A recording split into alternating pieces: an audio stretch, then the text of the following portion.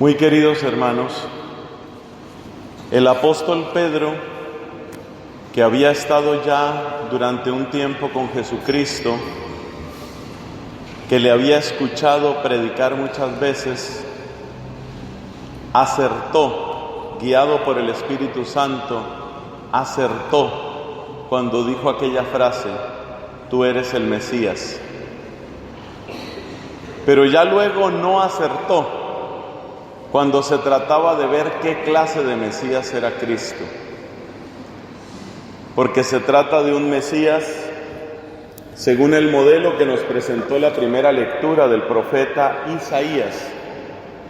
Se trata de un Mesías ungido para el sacrificio, para el sufrimiento. Y ya esa parte no la entendió Pedro. No debe ser algo tan fácil de entender, porque Cristo advirtió a los discípulos: no hablen de esto. Les dio explicaciones a ellos, pero les dijo: no hablen de que yo soy el Mesías. O sea que debe ser algo difícil de entender. Pero luego en el mismo pasaje, que es muy rico, Cristo habla otra vez a la multitud y dice a toda la gente que todos los suyos, todos sus discípulos, han de aceptar el misterio de la cruz. O sea que es bastante difícil predicar este texto, muy difícil. Difícil porque es difícil entender lo que no pudo entender Pedro. Difícil porque es difícil entender ese Mesías ungido para sufrir. Y difícil también porque tiene que ver con nuestra propia vida y con esa extraña condición que pone Cristo. El que no acepte su cruz, el que no tome su cruz, no puede ser discípulo mío.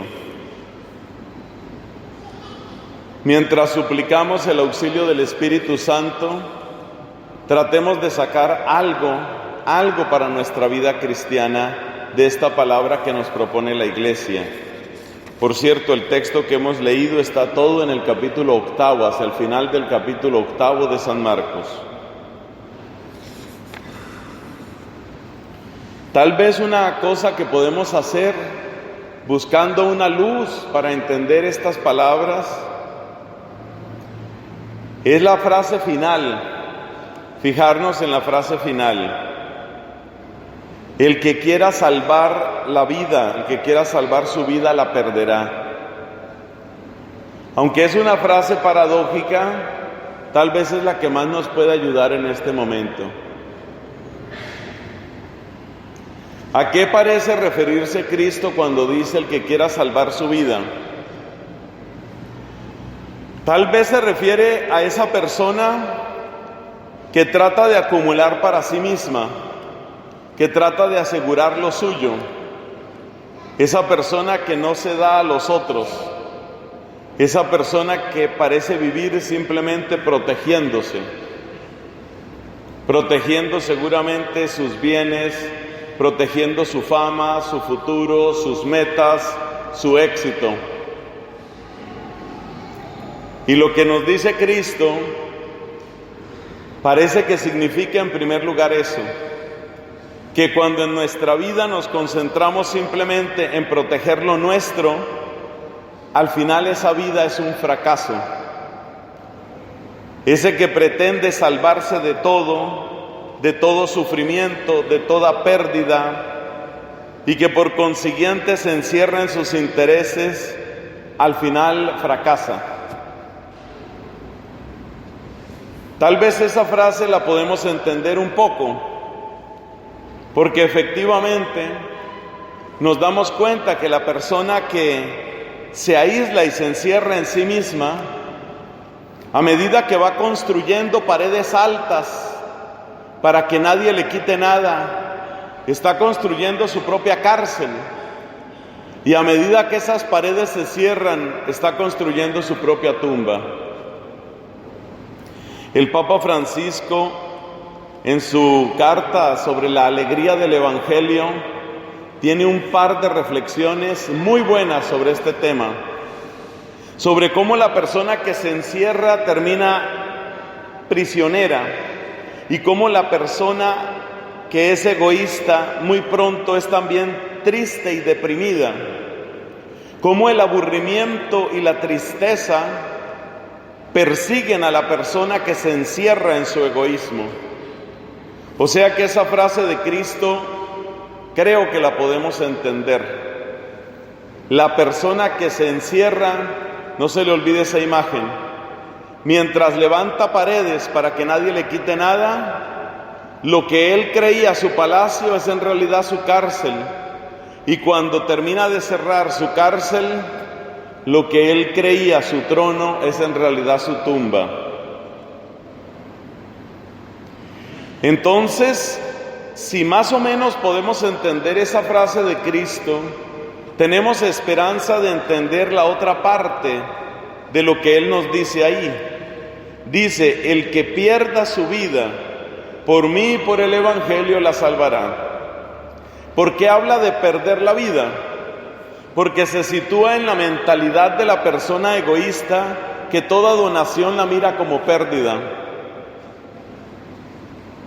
Pero en realidad de lo que se trata es de dar la vida. Parece que el mensaje que Cristo quiere darnos es ese, que la vida es para darla, que el tiempo es para entregarlo, para gastarlo, no solo en favor de mi placer, de mi ganancia, de mi ascenso, de mi éxito. Parece que la vida empieza a ganar significado, alegría, perfume, en el momento en el que la vida se entrega. La vida entregada es una vida con propósito. La vida encerrada es una vida en el fondo depresiva, es una vida triste y es una vida llena de miedos. Me van a quitar, me van a quitar, me van a quitar. Es una vida llena de angustia, llena de miedo. En tantos años que Dios por su misericordia me ha dado en el sacerdocio, yo he podido verificar que esto es así. Las personas que salen de sí mismas, las personas que toman un compromiso de servicio en su parroquia, en su comunidad, las personas que viven para hacer posible y feliz la vida de otros, son personas que también se llenan de alegría. Hay un refrán chino que dice, siempre queda perfume en las manos del que reparte rosas. A medida que vas dando a otros, a medida que vas saliendo de ti mismo, vas encontrando el propósito de tu vida, incluso vas encontrando talentos que tú mismo no creías que tenías.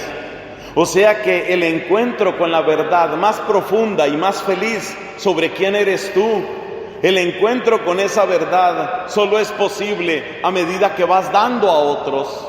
Y por eso a medida que te vas entregando a otros, vas descubriendo también tus propias capacidades y vas descubriendo la alegría. Por eso habla el Papa Francisco de la alegría del Evangelio. Yo creo que alcanzamos a entender esas dos frases de Cristo. La primera era que si uno se encierra, termina angustiado, termina en pánico y termina deprimido y triste. Mientras que si uno da, si uno entrega de sí mismo, si uno da de sí mismo, le encuentra propósito a la vida, llega a conocer cosas de uno que uno no sabía ni siquiera, y haya felicidad. Por eso algunos han dicho, el propósito de la vida es darla. La vida es un tesoro precioso, pero que solo adquiere su valor al darlo. Solo ahí adquiere su valor. En otra predicación de estos breves días que he podido compartir aquí en Luque, en otra predicación dábamos un ejemplo que me parece que sirve. El amor es como la brisa. Para poder disfrutarlo, tienes también que entregarlo, compartirlo. Si tú quieres cerrar toda tu casa para encerrar la brisa, ya no tienes brisa. se acabó la brisa. Ese viento agradable que te refresca, solo te puede seguir refrescando si lo dejas pasar, si lo compartes, si lo entregas. Creo que hasta ahí se entiende, más o menos se entiende. Pero todavía no hemos llegado a la parte del sufrimiento. ¿Dónde entra la parte del sufrimiento y dónde entra la parte del Evangelio? Cuando uno habla de dar y cuando uno habla de amar, ese es un lenguaje que nos gusta a todos. Pero sucede que el amor del que habla Cristo es ante todo el amor del Evangelio, que tiene su primera casa en el corazón mismo de Cristo. No se nos olvide que el primer lugar donde reina Dios en esta tierra es el corazón de Jesús. Y el primer lugar donde el Evangelio sucede en esta tierra es en el corazón de Jesús. Por eso, como enseña muy bien el Papa Benedicto, el mensajero y el mensaje se funden en uno solo. Cristo anuncia el Evangelio, pero Cristo mismo es el Evangelio. Entre tantas formas de amar, el amor de Cristo tiene varias particularidades que hacen singular su amor y que lo hacen verdadero camino para nosotros. Si uno se pregunta en qué consiste realmente el amor, pues tiene que acudir a muchas reflexiones y tal vez uno puede ayudarse con los grandes pensadores. Por ejemplo, Santo Tomás de Aquino, que parece que es de los grandes pensadores de la Iglesia Católica, dice que si buscamos la esencia del amor, está en el bien que se le quiere comunicar a otra persona. Es decir, que el amor es más amor, no en proporción del simple sentimiento, no en proporción de la valoración que tenga nuestra época o cultura, sino en proporción del bien que ese amor pueda crear en la otra persona. A ese amor lo llama Santo Tomás amor de benevolencia, el amor que quiere el bien del otro. Si ahora nos preguntamos cuál es el bien que las personas necesitan, nos damos cuenta que no es uno solo, son muchos bienes. Porque las personas tienen distintos tipos de necesidades. Unas necesidades son más inmediatas y otras son a más largo plazo. Hay necesidades que son más materiales, como el hambre, como el calor o el frío, como la sed, como la libertad. Son bastante materiales, pero hay otras necesidades que son más profundas, interiores, parecen invisibles, pero son igualmente reales. Por ejemplo, puedo tener un amigo que no sufre ni de hambre, ni de sed, ni de falta de ropa, pero lo que a él sí le hace falta es un buen consejo, o lo que a él sí le hace falta es que alguien lo escuche. Entonces la búsqueda del bien, según enseñan grandes sabios como este Tomás de Aquino, la búsqueda del bien del otro no es simplemente un impulso sentimental, sino que es un impulso cargado de sabiduría. En la medida en que llena la sabiduría mis ojos, puedo descubrir cuál es el bien mayor y más urgente que requiere mi hermano. Tal vez lo que más necesita no es algo material. La gente siempre asocia obras de misericordia con lo material, pero la Iglesia desde siempre ha enseñado que las obras de misericordia son tanto corporales como espirituales. Entonces uno necesita mucha sabiduría para realmente amar. Y esto vale para todos los amores, el amor que le tienes a tus amigos, el amor que le tienes a tu novia, el amor que le tienes a tus hijos. Por eso hay que pedir siempre el don de sabiduría para ver cuál es la manera apropiada de amar a la persona. Y ya por aquí nos vamos acercando al Evangelio. Porque es evidente que un bien debemos considerarlo mayor si es más durable, y debemos considerarlo mayor si tiene mayores implicaciones en la vida de la persona, y debemos considerarlo mayor si atraviesa y bendice y recorre todo el ser de la persona. Y si nos preguntamos qué clase de bien es eterno y que recorra toda la dimensión de la persona, toda la vida de la persona, muy pronto llegamos a una conclusión: el mayor bien que se le puede hacer a alguien es acercarlo a Dios. Porque, como dice San Agustín, cuando tú das alimento al que tiene hambre, estás por supuesto expresando misericordia. Pero cuando se muera esa persona y te mueras tú, en la eternidad, dice San Agustín, no vamos a encontrar ni hambrientos a los cuales dar alimento, ni sedientos a los cuales dar agua.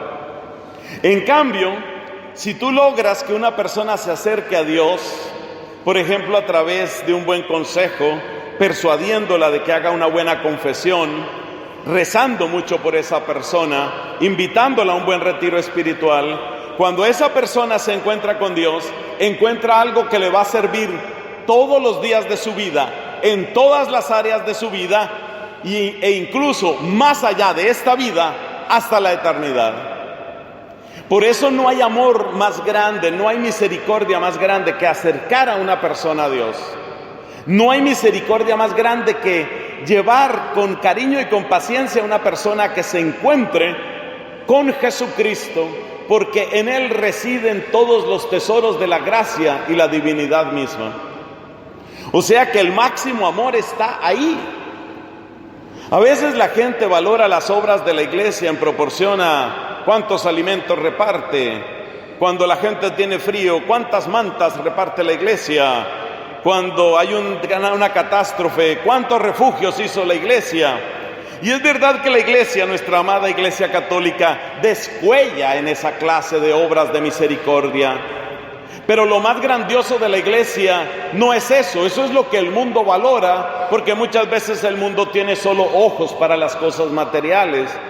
Pero los bienes más grandes de la iglesia suelen suceder en ese consejo que te da el sacerdote y que te ayuda a salir del pecado, en esa absolución que te da el sacerdote, en esa bendición que te da el obispo, en los sacramentos, en la palabra, es decir, en todo aquello que te pone en contacto con el Rey de la Gloria, con el manantial de la gracia que es el mismo Jesucristo. Ahí está la misericordia más grande de todas, ahí está el amor más grande de todos. Bueno, hemos dicho antes que la vida adquiere sentido cuando das, cuando amas. Pero Cristo no quiere que amemos simplemente con lo poco que alcanzan a ver nuestros ojos. Cristo quiere que amemos según el Evangelio, es decir, que entreguemos el amor más grande. Esto por favor entiéndanmelo los más jóvenes. El mayor bien que tú le puedes hacer a tu amiguita del colegio es ayudarla para que se acerque a Jesús. El mayor bien que tú le puedes hacer a tu compañero de universidad es ayudarlo a que venza el pecado y se adhiera a Jesucristo con todo su ser. Eso se llama amar según el Evangelio. Por eso Cristo no habla de un amor en general, sino dice, el que pierda su vida, se entiende, el que entregue su vida, el que pierda su vida por mí y por el Evangelio. ¿Por qué dice esa cláusula, por mí y por el Evangelio? La dice porque el amor más grande, la misericordia más perfecta está exactamente ahí. Y es muy importante que los papás, tuvimos un congreso de familias este fin de semana, es muy importante que los papás y los buenos amigos se preocupen de eso. ¿Qué hago yo para que mi amigo, para que mi amiga se acerque a Jesús, conozca a Jesús, se apegue a Jesús? El día que tú veas que tu amiga del alma se apega a Jesucristo, ese día puedes cantar aleluya, porque ese día realmente le has hecho una obra maravillosa de amor que durará no solo para todos los días de esta vida, sino para toda la eternidad. Tu amiga, toda la eternidad estará agradecida contigo porque tú le diste un regalo que no muere nunca. Está bien lo de dar alimentos, está bien, es importante, hay que hacerlo y hay que hacerlo a tiempo. Pero entendamos la diferencia.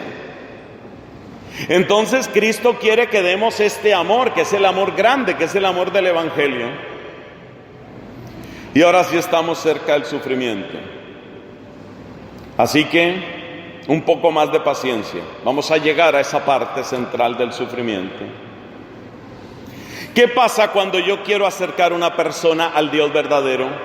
¿Qué pasa cuando yo quiero acercar a mi amigo al Dios que le ha amado tanto?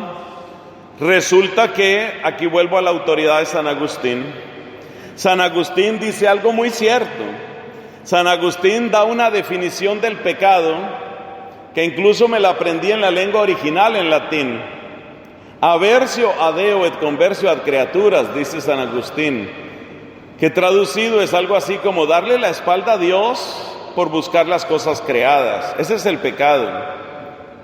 Por consiguiente, la conversión, que ya dijimos que es el acto máximo de amor, la conversión, ¿qué es? De nuevo San Agustín nos da las palabras, aversio a creaturis et conversio ad Deum, que significa darle la espalda a los bienes creados por buscar el bien mayor que es Dios. Eso quiere decir que la única manera de realmente acercar a una persona a Dios, que es el amor más grande, que es el amor definitivo, que es el amor eterno, la única manera de acercar a la gente a Dios es que se separen de sus pecados, se separen de sus ídolos. Y a veces la gente no quiere separarse de sus ídolos. La gente no quiere separarse de su pecado, porque el pecado les reporta beneficios. Entonces vamos a suponer que tú tienes un amigo en el trabajo, parece que hay un buen sentimiento, una buena conexión, se entienden bien, ha ido creciendo una amistad. Como tú te acuerdas de lo que dice este texto de Marcos capítulo 8, entonces tú quieres hacerle un bien a ese amigo y quieres acercarlo más a Dios. ¿Te parece que es una persona agradable, inteligente? Es una buena persona, pero tú no quieres que sea simplemente una buena persona, tú quieres darle el regalo más grande del amor, que es acercarlo a Dios. Cuando tú ya tienes ese propósito formado, empiezas a conversar de un modo un poco más profundo con tu amigo y te das cuenta que tu amigo es una persona casada, pero te das cuenta que tu amigo no tiene ningún problema en ser infiel a su esposa de vez en cuando, aprovechando los viajes de la empresa. Obviamente, si tú quieres acercarlo a Dios, según la frase de San Agustín, eso significa tiene que dejar su pecado y tiene que ser coherente con la fe cristiana. Pero a tu amigo no le gusta dejar su pecado, porque a él le encanta afirmar su masculinidad, conquistando niñas por todas partes y creyendo que con eso él es un gran héroe. Entonces, ¿qué va a pasar cuando nosotros empezamos a amar? No en escala chiquita. La escala chiquita es cuando uno se dedica solo a los bienes que nadie discute. Ni siquiera los medios más opuestos a la iglesia discuten que es una cosa buena que se reparta pan a los hambrientos. Eso no lo van a discutir. Pero el amor grande, el amor grande, grande, el amor bien grande, es el amor de evangelizar. Y ese amor no le gusta a todo el mundo. Y ese amor tiene bastante oposición. Ahí es donde aparece la cruz. Ahí es donde aparece el sufrimiento. En el momento en el que hay que hacerle ver a la persona. Y no importa todas las capas de dulce, azúcar y anestesia que tú le pongas, el hecho de tener que decirle a ese amigo tuyo, deja tu adulterio, que no se lo vas a decir así, vamos a suponer que tú eso se lo envuelves, le pones bastante azúcar por aquí, azúcar por allá, azúcar por aquí, por allá, le pones azúcar por todas partes, le echas bastante anestesia. Aunque tú lo vistas como lo vistas, dejar el pecado supone romper. Y el corazón humano no quiere romper con el pecado. Y llega un momento en el que la gente no quiere que tú les hagas ver que están en pecado. Y si no quieren ver que están en pecado, es muy posible que se apeguen tanto al pecado que te vean a ti como un enemigo. Eso me pasó a mí, por ejemplo. A todos, a muchos nos ha pasado. Recuerdo una buena amiga española, cuando yo estaba empezando mi doctorado en Irlanda. Por esa época España estaba cada vez avanzando a mayor velocidad en su agenda LGBT y su agenda homosexual y todo esto. Y tuvimos una conversación para mí muy tranquila, porque la pregunta básica que ella me hizo fue yo qué pensaba sobre el tema de la homosexualidad.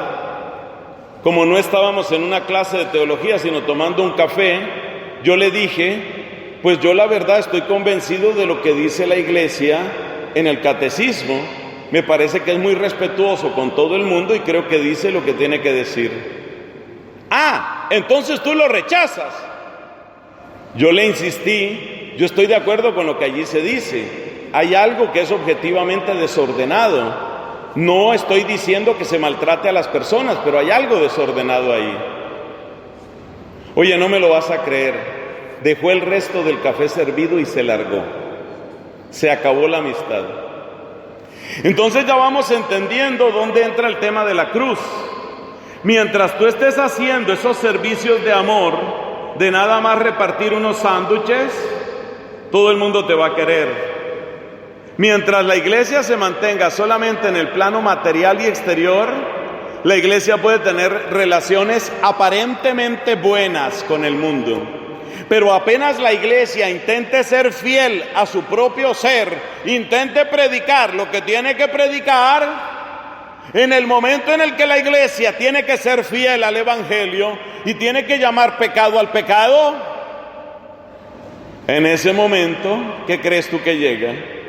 Empieza por la letra C, termina en la letra Z y tiene 4 palabras. No sé si puedo ser un poco más claro. Ahí llega la cruz, que es exactamente lo mismo que sucede a los papás cuando de verdad aman a los hijos.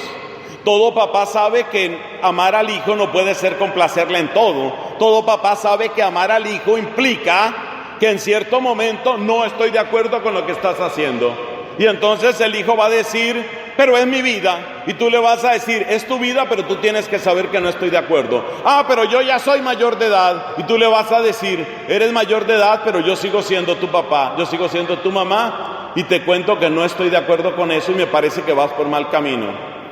¿Qué le toca a ese papá? ¿Qué le toca a esa mamá? Le toca aguantar malas caras, le toca aguantar insultos. Desde hace meses me está escribiendo una mamá desesperada, muy triste ella, pero muy firme también en su fe.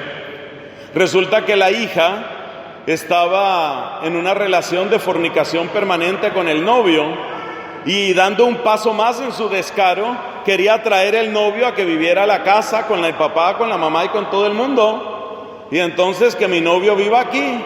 Y resulta que esta es una señora muy católica y le dice, pues yo no estoy de acuerdo con eso y mi casa no es un lugar para que tú hagas eso. Que no, mamá, entonces me voy. Entonces viene la extorsión, entonces viene la manipulación. Y esta es una mamá amorosa, esta es una mamá tierna, esta es una mamá que quiere tener a su hija cerca como toda buena mamá. Y la hija empieza a amenazarla, entonces me voy, entonces me voy. Y llega un momento en el que la mamá con el corazón medio roto le tiene que decir, yo no puedo estar de acuerdo con lo que tú estás haciendo. Y cuando yo me muera tendré que darle cuentas a Dios de tu vida, porque por algo te hizo hija mía. Tú no eres hija de la vecina, tú eres hija mía. Y yo tengo que darle cuentas a Dios de ti. Y yo no puedo hacerte creer que estás obrando bien, porque no estás obrando bien. Conclusión, la hija se largó. Para presionar a la mamá, la hija no la llama nunca. Está castigando a la mamá. La está castigando, la está torturando, para que la mamá aprenda que hoy hay que admitir la fornicación. La mamá tiene que aprender que la fornicación sí se puede hoy. Y la mamá sufre, pero la mamá sabe, prefiero sufrir enviando este mensaje que un día acercará a mi hija a Dios, que no sufrir y ser cómplice de algo de lo que yo me arrepentiría toda la vida. Y son meses de tortura de la hija contra la mamá, y ahí está la mamá rezando. Y si te vas a ese país, que no es este país ni es el mío, si te vas a ese país, encontrarás a esa señora demacrada por el dolor, arrodillada delante del Santísimo, implorando por su hija. Y pregúntame cuántos miles y miles de llantos lleva, pero ahí está, eso se llama la cruz. Entonces, en resumen, gran resumen, una vida egoísta es una vida sin propósito. La vida adquiere sentido solamente cuando se da. Segundo punto, no cualquier amor tiene la misma dignidad. El máximo amor es el que trae el máximo bien, y el máximo bien es acercar la gente a Dios. Tercera frase, acercar la gente a Dios significa separarla del pecado o ayudar a que se separe del pecado, pero la mayor parte de la gente no quiere separarse del pecado. Cuarto y último punto, por consiguiente, ser fiel a Dios supone en más de una ocasión gran sufrimiento, porque nos maltratarán, porque tratarán de manipularnos, porque procurarán castigarnos si somos fieles al Señor. Pero ese sufrimiento, si es por fidelidad a Él, tiene un nombre hermoso, tiene un nombre digno, y ese nombre es la cruz. Y esa experiencia de la cruz nos asocia a la cruz misma de Cristo, nos levanta sobre nuestros propios egoísmos y nos hace participar de una gracia sublime. Es una batalla muy fuerte, pero Cristo está de nuestro lado dándonos la fortaleza para que su evangelio sea realidad en nuestra vida. A Él sea el honor y la gloria por los siglos de los siglos. Amén.